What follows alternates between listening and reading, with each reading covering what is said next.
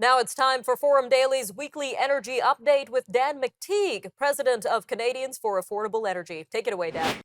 Well, thank you for that, Nima. And yes, it is now September, the first week of September. Everything's getting back to normal. Kids are back to school.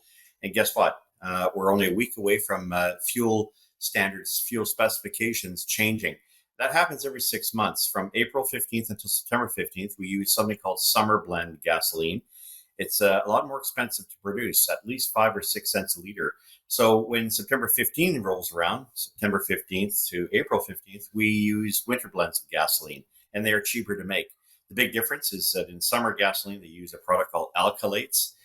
They don't dissipate as much. They don't respond. They're not volatile like butane is. In the winter, we use butane. Butane is a great igniter in cold weather, but not the kind of thing you want to have in high temperatures. So hence why we've been doing this for about 30 years now and why there's a bit of a difference in price. But Nima, there may be a bit of a difference this year, and that's because we're seeing upward pressure at the exact time when prices are expected to fall because of that switch over in specifications for gasoline. We may very well find ourselves in a situation where, with rising oil prices, we may very well see some of that 5 or 6 cents a liter, no more than maybe a 3 or even a 2 cent decrease. It might actually not even be noticed by many in an environment where both diesel and gasoline prices are certainly under pressure. And that really explains what has been happening for the past little while. The market's been focused on oil, and we know that oil is now pushing $88 a barrel for WTI, $92 a barrel for Brent. But not much attention is given to what's called products. That's diesel and gasoline. And in both those cases, we're seeing serious pressure on products, and that's likely to make challenging for refineries who have worked at 100%, I don't say 100%, but 95% utilization throughout the summer. They've been running hard. They now have to go through maintenance. They have to make that switch over. A lot of them have put that off because they want to take advantage of these higher, what they call crude to rack spreads.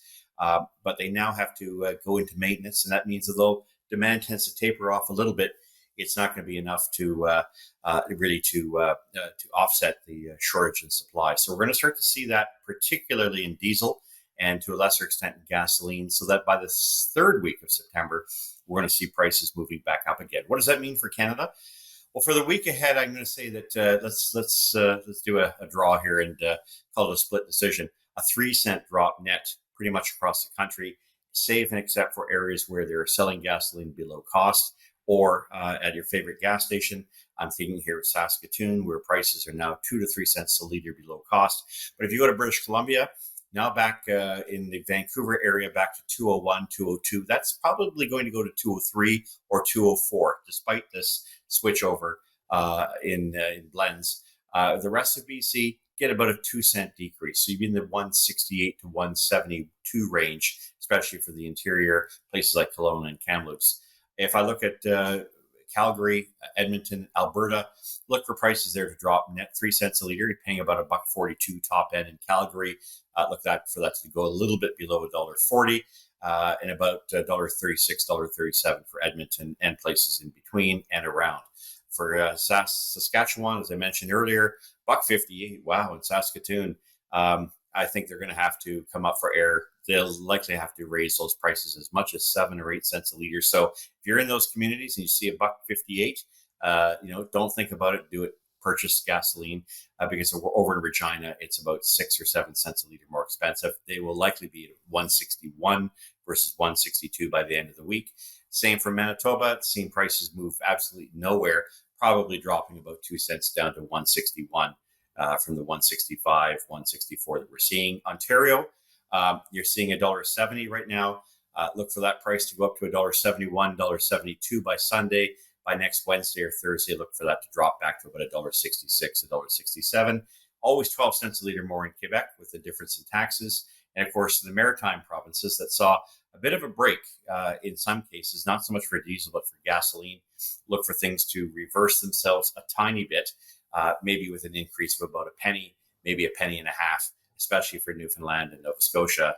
New Brunswick and PEI might get off with no change. But on the diesel side, that is the story for the next several weeks. Look for diesel prices to jump as much as after next week. So after September 15th, diesel prices could start to rise an average of 4 cents a liter right across the country. We could be testing $2 for a liter of diesel by Thanksgiving. Nevertheless, that's the report for this week, Nima. We'll talk next week about more factors and influences pushing up energy costs and inflation to boot. All right, thanks for that, Dan. Again, that was Dan McTeague, president of Canadians for Affordable Energy.